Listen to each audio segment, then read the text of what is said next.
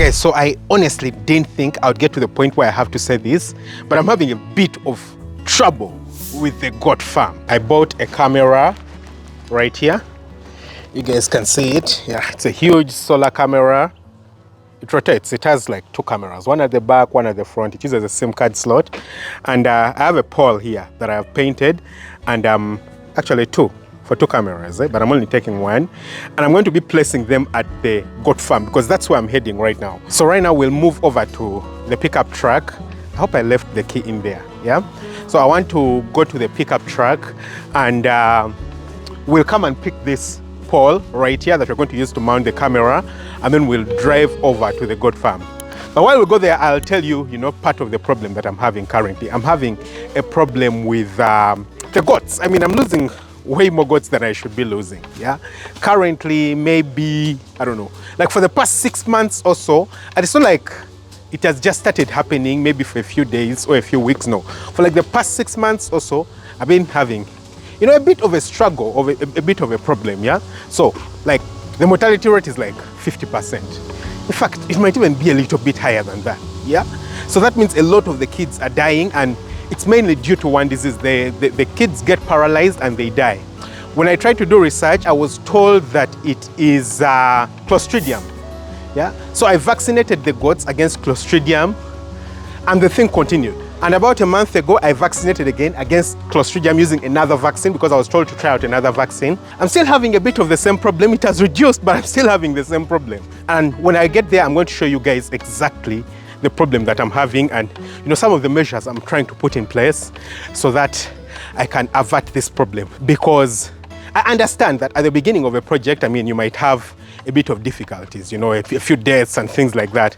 But I can't just, keep having it going on. Yeah, I certainly can't. So you guys can see the alfalfa, which we've actually planted for the goats. Yeah, there's people harvesting it. So this one was cut in the morning. I mean, this is like our very best yield since we started. It's looking quite good. And then we have some Napier right here. Okay. Just a bit of Napier. We cut it from the sides of the garden right here. I think the previous owner had planted it. So let's get into the car. We'll go and, put the pole at the back of the truck, and then we'll go over to the goat farm. There we go. Pole on the truck. That was as easy as ABC. So come on, let's get to the goat farm right now.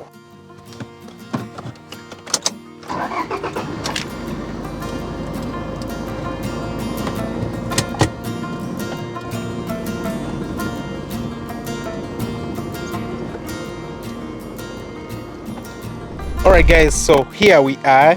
You can see the truck right at the top of the hill. We're going to be removing the pole. This is the house where the guys live. You can see it right there. And right there is the goat farm, okay? Or I would say the goat house over there.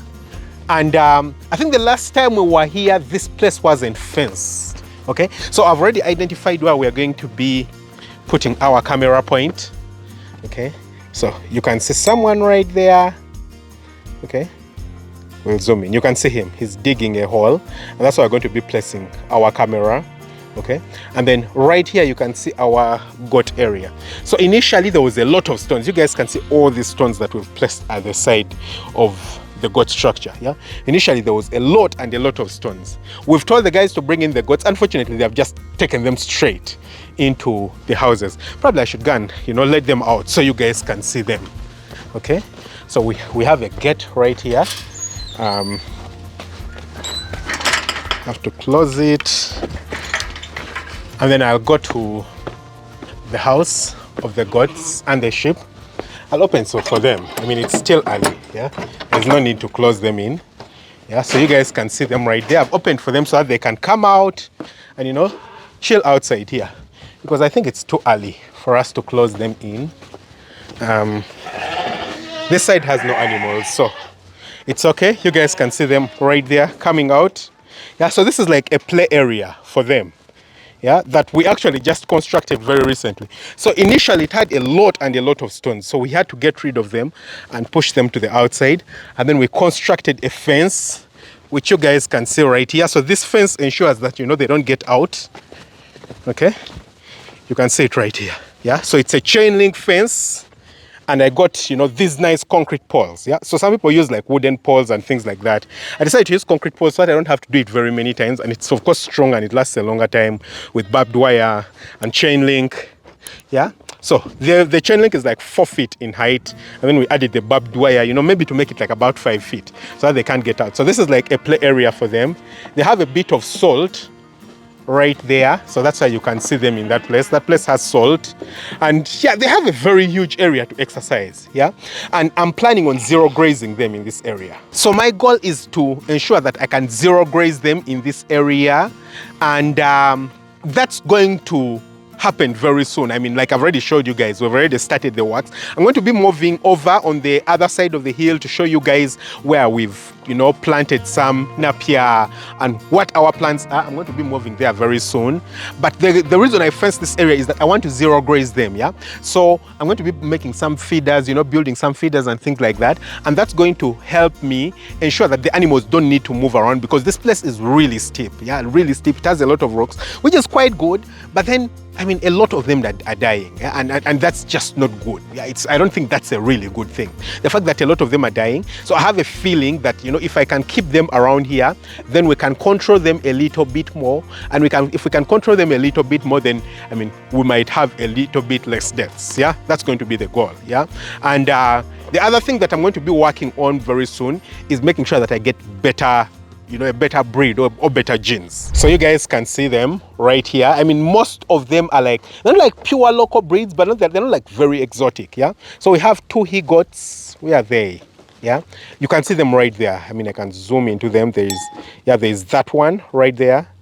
Yeah, they are both boas. Yeah, so that one right there, as you can see it, and one there in the distance, it's white, but both of them are boas. Yeah, and they're not like 100% boas. They're like, you know, maybe 75% if they are really good, maybe 67.5%. Yeah, and as you guys might understand, half of the genes of any animals is male, half of it is female. So I could choose to buy, you know, really good females, very female breeds, but then that's going to be very expensive. I mean, each one costs about $1,000, so that's going to be very expensive. So the way I'm going to choose to do it, since I'm not in a rush, is I'm going to use the male side. So I'm going to get really good males, but that's after I've managed to control the deaths and things like that, and, you know, and we can have the numbers growing really quickly. I'm going to have to, you know, get really, really good males, and then they reproduce with the females. That will keep bringing the percentage of the offsprings higher. And then with each generation, you know, as we cross that generation with a 100% male, whether it's a boa or savannah or whatever I'll decide to bring, then we get closer to 100%. I'm probably going to focus on the boas, yeah? That way I don't need to like spend a lot of money on buying the females, yeah? That's going to be it. You guys can see the scenery in the background. It's so beautiful, yeah? This farm is in such a beautiful place. You can see the hills, really, really beautiful, yeah?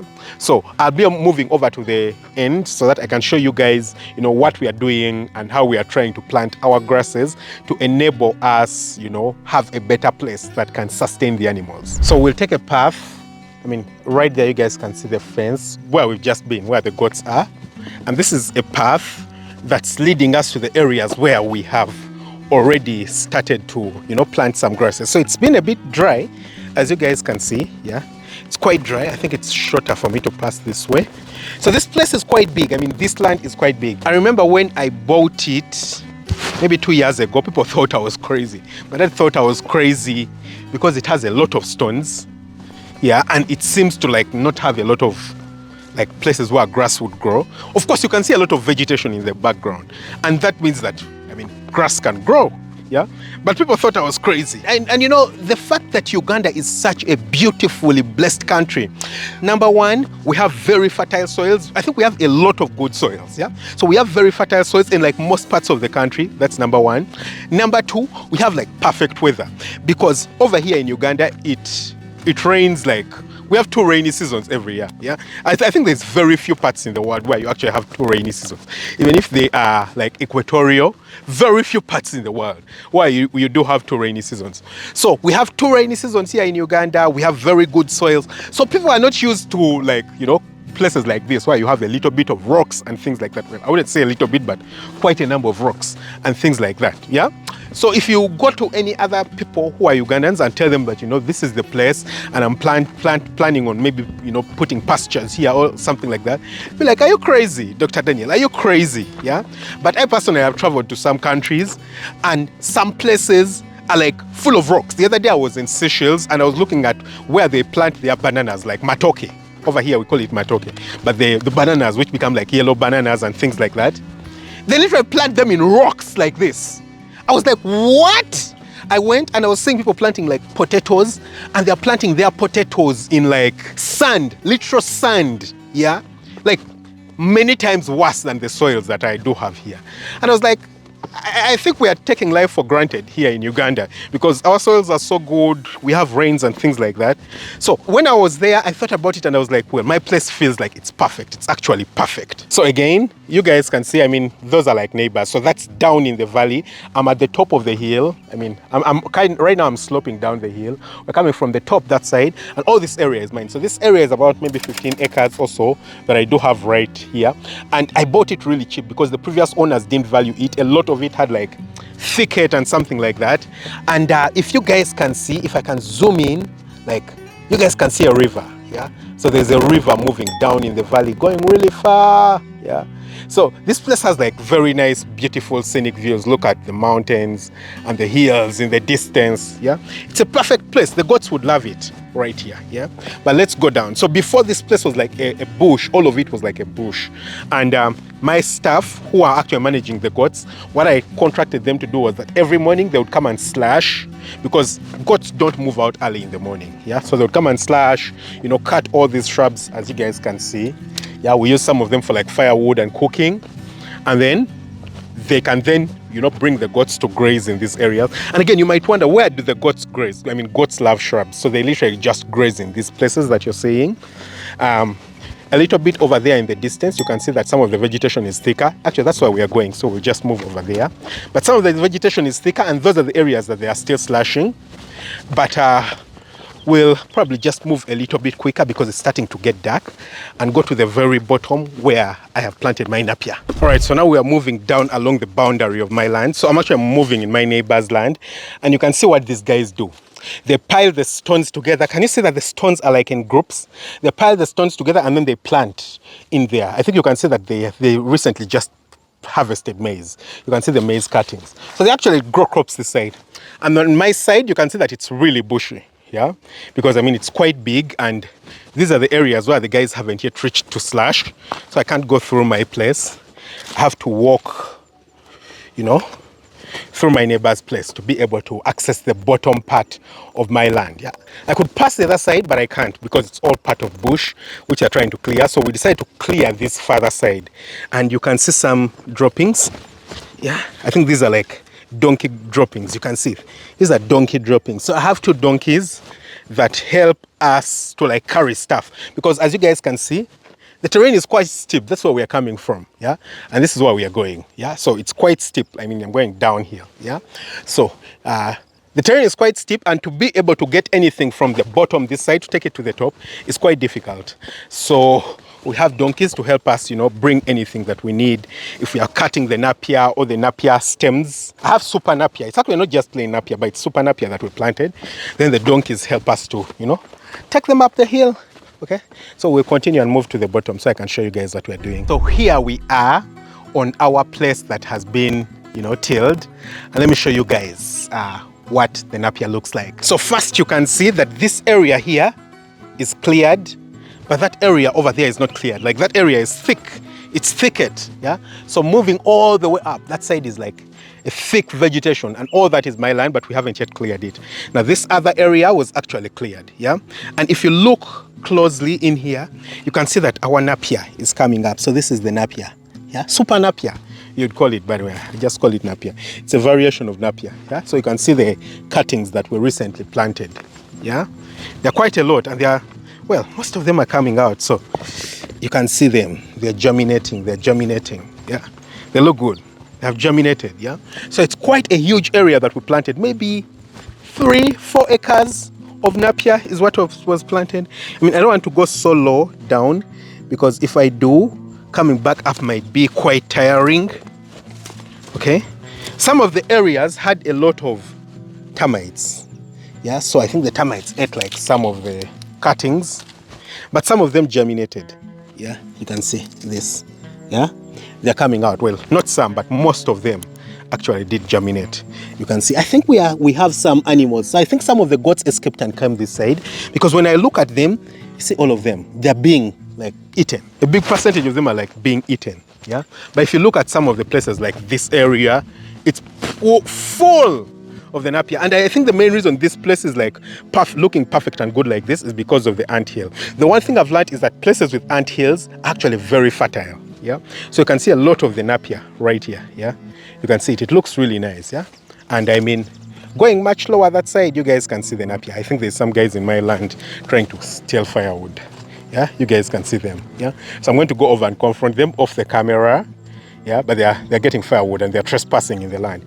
You guys can see over there, all that is the land. I mean, all this thicket that you guys are seeing is part of the land. Yeah, it's really, really huge. So I've talked to them and they're living, as you can see. So, I mean, the place is quite huge. I mean, I won't slope down. You guys can see that the thicket continues all the way there, all the way into the distance. Maybe I can zoom in a little bit, all the way into the distance and to the bottom of the valley. I don't want to go right there, yeah, because it's quite big. Yeah, it's quite big. So maybe this area that we planted the Napier, you guys can see the Napier. I mean, all this area that I'm talking about was planted, yeah? So maybe this area is maybe 2 acres or so, maybe more, because we also have more planted on the other side, and I don't want to go there because it's getting late and I have to go and ensure that the camera has been put up. But the reason I came here is because I wanted to see the weeds. Yeah, I mean, the goats certainly keep escaping and coming here. Look at this. Yeah, and that's not good. Yeah, because if this is happening, then it's not going to grow up to the stage that we want it to grow up to, and then we won't be able to harvest it. Yeah, so I'm going to talk to the guys to make sure that this stops happening. They really need to control the goats so they don't come this side, because look at this. Yeah, if this is looking nice and tall like this, then that means that if the goats hadn't been coming here, then all this Napier that has been planted this side would certainly have grown up and it would be taller. Yeah, so I need to make sure that the guys can control the goats so they don't keep coming this side. That way we can start our zero grazing much sooner than later. Yeah, because by the end of the year I want to make sure that that's what we are doing. We are zero grazing, and hopefully that can control the diseases, yeah, and the deaths that we are having on the farm. So yeah, I keep having a lot of people disturbing me. I mean, coming into the land like those. I mean, they had come to pick firewood. So like I've told you guys keep cutting the shrubs down. So when they cut the shrubs down, they die or they dry, and then people like neighbors come to take the shrubs. And I mean, on some part I would want to let them take them, but then sometimes they're not kind and nice to me, because when my goats or one of them escapes and goes to their garden, then they charge me money. Yeah, they charge me a lot of money. I mean, sometimes the price of a whole goat. So I also won't let them, you know, come and get my firewood. Yeah, because we could also use the firewood. We also actually do use the firewood right here on the farm, because that's what we utilize to cook. Yeah, so tit for tat. Yeah. So the other thing is that sometimes I'm not certain if, you know, they are the ones who come and damage the animals or kill them, because some of the animals get sick and die in weird circumstances. So for security purposes, I would just rather not have them around. Yeah. So that's why I've had to chase them away. I would love to be kind to them, but they're not kind to me. So an eye for an eye. Anyway, so we'll go back, guys. And I mean, I wanted to really supervise this area, check it out. Right now we have a lot of manure right here on the farm, and with time we're going to be utilizing the donkeys to bring the manure this side, you know, scatter it all over the area to ensure that our Napier, you know, grows up nicely. So I probably want to do maybe 3 or 4 acres, maybe 4 or 5 acres. I think I already have like at least 3 acres of Napier planted. So I want to do maybe like maximum 5 acres of Napier. The rest of the land on this hill, I want to do Chloris Guyana, which is Rhodes grass. So I'm going to keep doing the alfalfa on the other land where the poultry farm is, where I've just shown you guys. That's why I'm going to keep doing the alfalfa. Now we're going to start going up the hill, as you guys can see. Yeah, we're going to start going up the hill, and it's going to be quite tasking. But yeah, I'm going to be doing the alfalfa, keep doing the alfalfa on that land, because it's easier to control. I mean, most people that I have seen doing alfalfa, it doesn't do well. And that alfalfa that I've seen on my farm is like the best alfalfa that I've ever seen, like, just to be honest. So because of that, I want to make sure that, you know, I keep doing it myself right there where we can irrigate it. We shall be able to put fertilizer. I can probably spare maybe 2 acres or so for it right there, because I also have some neighbors who are willing to sell land to me. So I'm hoping that, you know, if they do sell to me, I can put the alfalfa there and be able to irrigate it. So then I'll mainly be using Napier, alfalfa, and Chloris Guyana. Yeah. Now, of course, there's farmers who use soya cake or soya meal and sunflower cake and things like that. And I haven't yet gotten to that place. Maybe I'll get to that place someday. But right now, I actually do have enough land to not need to buy those things, yeah? What I can do in the future is I can just get a machine and crush it into powder. I mean, crush all these grasses into powder so that I don't have any waste and the animals can eat everything. And then if that doesn't work out, I can actually start pelleting it. And then maybe later on, we can consider doing the soya meal or soya cake if the farm is really, really profitable. But yeah, that is it. We're now walking past the bush. And I'll just stop recording for now. You guys can see that I'm going breathless because this hill is steep. And guys, I'm quite fit because I exercise 3 to 4 days every week. I run like 5 kilometers, 3 to 4 days every week. And I'm getting breathless on this hill. It's not because I'm not fit. It's because it's really, really steep. Yeah?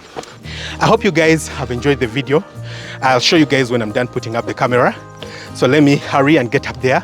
You can see the sun in the distance, so it's about to set. It's actually setting over the horizon. So I don't want it to set when I'm still this side and it's dark and I haven't put up the cameras because I need to test the cameras right now. Okay, so let's go there, guys. All right, guys, so you can see the camera right there at the top. So we've managed to place it. It's getting dark. It's really late. I think it's like coming to 7 p.m. So it's getting dark. But at least we've managed to place up the camera and it's already functional. You can see the goats and the sheep, you know, right there. Maybe there's just one you can see. Most of them have already gone in. The door is open so they can go in whenever they want. But yeah, very soon I'll be back, maybe tomorrow or the other day to, you know, come and do a little bit more work on the farm. But yeah, that is it. I'm hoping, guys, that, you know, this plan of ours is going to be working and the farm can grow, significantly grow, yeah, and we'll have a really good time. Let me know what you think in the comment section below. What's your experience raising goats and sheep? Has it been nice? Has it been difficult? Tell me about it. And if you think you have a tip for me, please let me know. I've raised quite a number of goats before. On the breeder farm, we've raised up to 800 goats and sheep, but I didn't have this particular problem. So this is a bit new to me. But well, I'm hoping that, you know, all is going to get better. So let me know what you think in the comment section below. Catch you very soon with another video. Lots of love. Bye-bye.